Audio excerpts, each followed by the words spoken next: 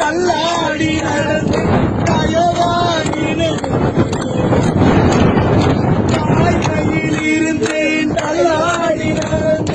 மீன்பிடிக்க சென்ற தோழர்கள் இயற்கை சீற்றத்தால் உயிருக்கு ஆபத்தான வேளையில் கர்த்தரை நோக்கி மனமுருகி ஆராதிக்கும் காணொளியானது சமூக வலைதளங்களில் வெளியாகி வேகமாக பரவி வருகிறது.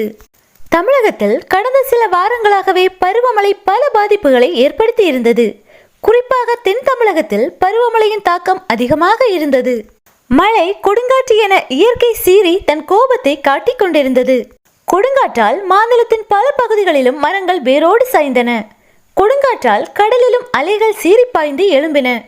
கடலில் மீன்பிடிக்க சென்ற தோழர்கள் அலை மிகுதியால் அவர்களின் படகானது அலைகளில் தத்தளித்தது.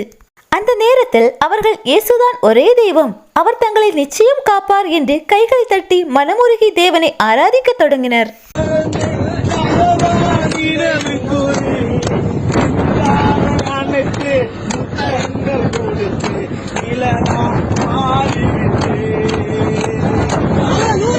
மீனவ நண்பர்களின் இந்த ஆராதனையானது காண்போர் அனைவரையுமே நெகிழ்ச்சியடைய வைத்துள்ளது. ஆபத்து நேரத்தில் என்னை நோக்கி கூப்பிடு என்ற தேவ வசனத்திற்கேற்ப கடலில் ஆபத்து வந்தவுடன் தேவனை நோக்கி ஆராதித்த சகோதரரின் வீடியோவானது தற்போது இணையதளங்களில் வேகமாக பரவி வருகிறது.